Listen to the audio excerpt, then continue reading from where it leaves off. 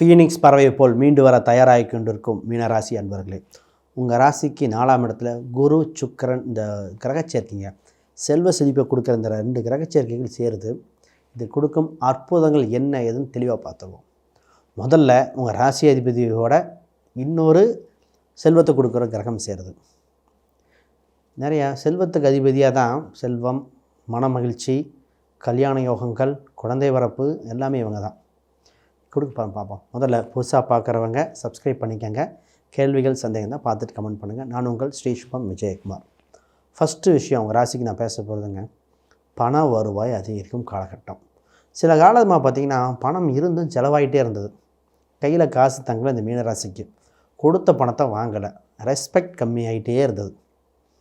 இப்போ இந்த குரு சுக்கிரன் என்ன பண்ணுதுன்னா, பண வருவாய் அதிகரிக்கும். உங்களுக்கு எங்கே கிடைக்காத பணங்கள், வராத பணங்கள் அத்தையும் திடுதுன்னு வந்துடும். சபையில் உட்கார வச்சு உங்களுக்கு மரியாதைப்படுத்தும். என்னன்னா நமக்காக திடீர்னு இத்தனால் மதிக்கவே இல்லையே அப்படிங்கிற மாதிரி திடீர்னு ஒரு மரியாதை கிடைக்கும். உங்களை கேட்டுட்டு பண்ணுற மாதிரி சூழ்நிலை ஆகிடும். எல்லாத்தையும் உங்களை முன்னிலைப்படுத்துவாங்க. கிரகங்கள் அப்படி இயக்குதுங்க. பொதுவாக வண்டி வாகனத்தின் மூலம் ஆதாயம் உண்டு. இப்போ தான் பார்த்திங்கன்னா வீடு, இடம், வண்டி, வாகனம் இதே சிந்தனையாக இருக்கும். தாய் வழி உறவிலிருந்து ஒருத்தங்க உதவி செஞ்சு உங்களுக்கு இன்னும் அப்லிஃப்ட் பண்ணி விட போகிறாங்க. இப்போ தான் பார்த்தீங்கன்னா ஜென்மசனி இருக்கா இல்லைன்னா டவுட் வந்துடும். சார் ஜென்மசனி போயிட்டுருக்கே, இருந்தாலும் ஹாப்பியாக இருக்கானே அப்படிங்கிற மாதிரி. ஏன்னா சனி வேறு வகம் பெற்றுச்சு, தன் நிலை மாறி இருக்குது. அப்போ இதோட சிறப்பு என்னென்னா, உங்கள் ராசிக்கு 2ஆம் அதிபதி செவ்வாய் உங்கள் ராசியை பார்க்குறார். அப்போ பணம் சம்மந்தப்பட்ட விஷயங்கள், குடும்ப ரீதியான முக்கிய முடிவுகள் ஆரோக்கியமாக வலுப்படுகிறது. ஒவ்வொரு டாப்பிக்காக பேசுவோம். குடும்பத்தில் நிறைய முக்கிய முடிவுகள் எடுக்க வேண்டிய சூழ்நிலை இது ரேசி. அப்போ குடும்ப ரீதியாக மகிழ்ச்சிகள் உண்டு. பண ரீதியாக டெவலப்மெண்ட் ஆகுது. கொஞ்சம் கோபத்தை குறைக்கணும். 7 செவ்வாய் வரும்போது டக்குன்னு கோபம் வரும்.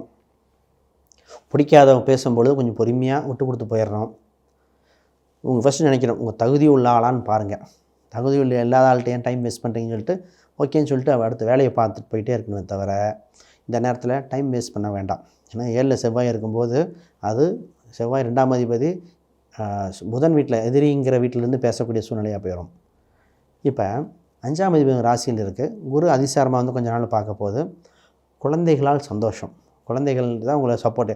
குழந்தைகள் தாங்க என்னோடய வருங்கால தூண். பொதுவாகவே இந்த ராசி மீனராசியை தான் சொல்லும்.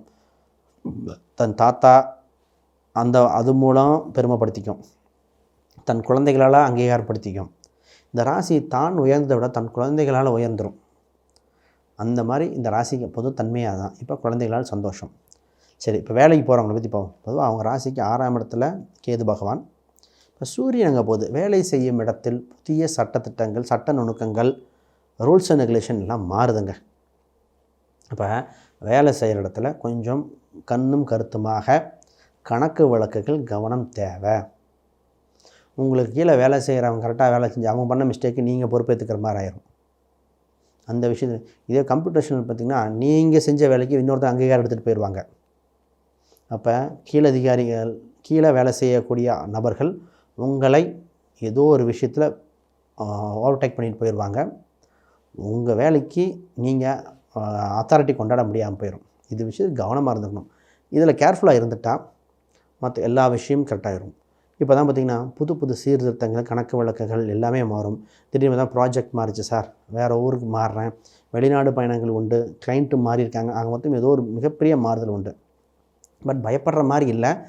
ஏன்னா கொஞ்சம் கவனித்து எக்ஸ்ட்ரா கேர் எடுக்க வேண்டியது. இப்போ ப்ரொமோஷன் கிடைக்குமா, அது கிடைக்குமா? ப்ரொமோஷனில் இப்போ கிடைக்க வாய்ப்புகள் ஒரு சிலருக்கு தான் வாய்ப்பு, மற்றவங்களுக்கு கிடைக்க வாய்ப்பு இல்லை.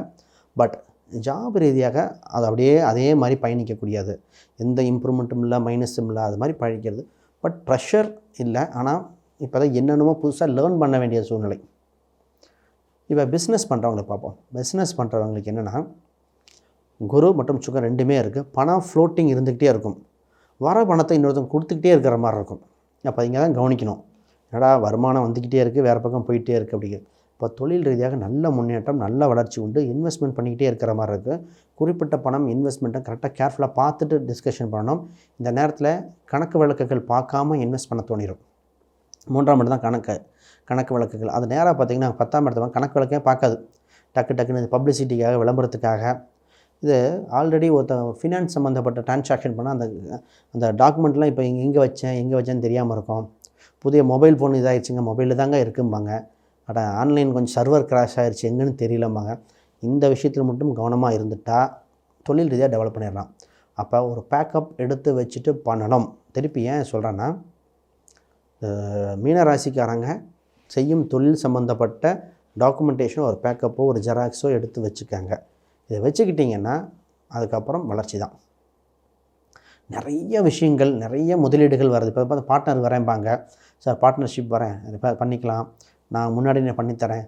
பட் இதெல்லாம் நீங்கள் கவனிக்கணும். உங்கள் ஜாதக ரீதியாக ரியலி பார்ட்னர்ஷிப் செட் ஆகுமா, தொழில் கூட்டுக்கு ஒத்து வருமா, இந்த காலகட்டத்துக்கு உண்டான அம்சமாக இருக்குது. இப்போ தான் பிஸ்னஸ் எப்படின்னா, புது பிஸ்னஸ் ஐடியா வரும். புது பிஸ்னஸ் வீட்டிலேயே வச்சு கொஞ்சம் ஆரம்பித்து, அது குறிப்பாக பெண்கள் சம்மந்தப்பட்ட நகை, புடவை, கவரிங் ஐட்டங்கள், மேக்கப் சம்மந்தப்பட்ட விஷயங்கள் இதெல்லாம் வரும். ஒரு சில வெளிநாடு சம்மந்தப்பட்ட பொருட்கள் இறக்குமதி செய்து ஒருத்தர் பெட்டெலாம் கேட்டிருந்தார். பெட்னா சுக்கரன் அம்சம் தான், அதெல்லாம் கேட்டுட்டு இருந்தார். பட் ஜாதக ரீதியாக பார்த்துட்டு தொழில் எக்ஸ்பென்ஷன் பண்ணுங்கள். ஏன்னா குறிப்பிட்ட காலகட்டம் நல்லாயிருக்கு, இருந்தாலும் ஜென்மசனியாக இருக்கிறனால அகலக்கால் வைக்காமல் பண்ணுறது தான் பெட்டராக இருக்கும். இப்போ இன்வெஸ்ட்மெண்ட்டு கடன் வாங்கி இன்வெஸ்ட்மெண்ட் பண்ணி பெரிய டெவலப்மெண்ட் பண்ணியிருக்காரு, ஒரு சிலர்லாம் பண்ணியிருக்காங்க. பட் அந்த கடனை அடைக்க கொண்ட வழிவகை பாருங்கள். கடனால் தான் உங்களுக்கு ரெஸ்பெக்டும் குறையக்கூடிய காலகட்டம். ஹெல்த் வைஸ் அதுக்கு முன்னாடி யாருக்காவது ஜாதகம், பிரசன்னம், வாஸ்து, நியூமராலஜி பார்க்கணுன்னா கீழே இருக்கிற எண்களுக்கு தொடர்பு கொள்ளுங்கள்.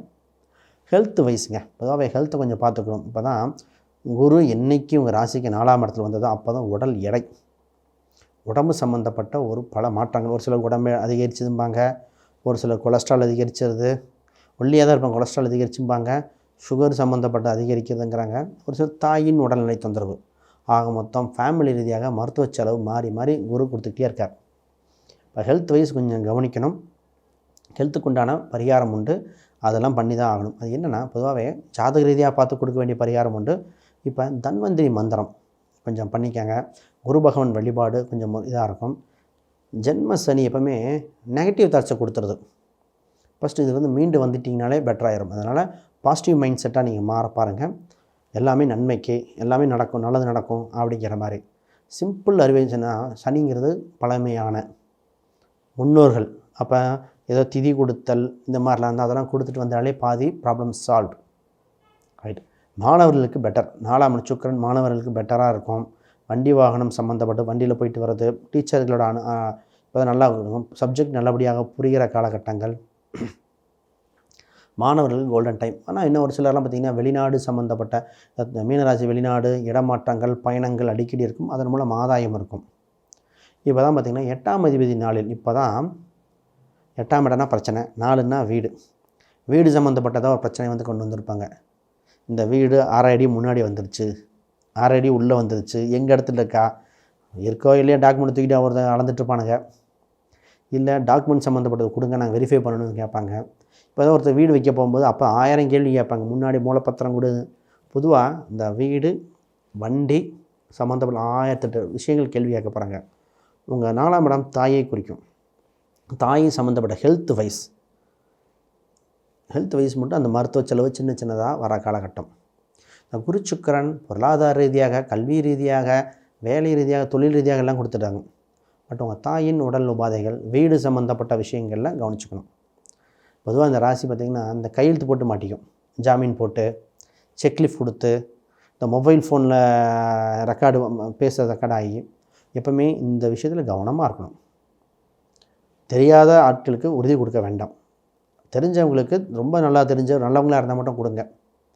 இந்த காலகட்டத்தில் ஜென்ம சனி காலகட்டத்தில் உறுதி கொடுக்கக்கூடாத நேரங்கள். உறவு ரீதியாக கொஞ்சம் பார்த்து டீல் பண்ணுங்கள். பட் திருமணம் சம்மந்தப்பட்ட விஷயங்கள்லாம் சக்ஸஸ், அதுக்கெலாம் நான் எப்போவுமே ஓகேன்னு சொல்கிறது தான். 7 சனி பார்த்தா ஒன்றும் தப்பே இல்லை, திருமண யோகம் தான். திருமணத்துக்கு ஒன்று, கூட்டு தொழில் சம்மந்தப்பட்டது நல்லாயிருக்கு. திருமணத்துக்கு பொதுவாகவே 7ஆம் அதிபதி 5ல் இருக்கார், மனதுக்கு பிடித்த வரன் 7ல் செவ்வாய் வேறு வந்தாச்சு. திருமணத்துக்கு க்ரீன் டிக் தாங்க, அதனால் ஒன்றும் பயப்பட தேவை. அதனால தான் இந்த விஷயத்தை நான் ரொம்ப இதே எடுக்கலை. ஆக மொத்தம் நிறைய வளர்ச்சியான காலகட்டமாக இருக்குது. நம்ம சொன்ன இந்த சனீஸ்வரர் வழிபாடு பண்ணிக்கங்க. குறிப்பாக சித்தர் கோயில் வழிபாடு, இது 2மே பண்ணாலும் மிகுந்த வளர்ச்சியை கொடுத்துரும். அனைவருக்கும் வணக்கம், வாழ்த்துக்கள்.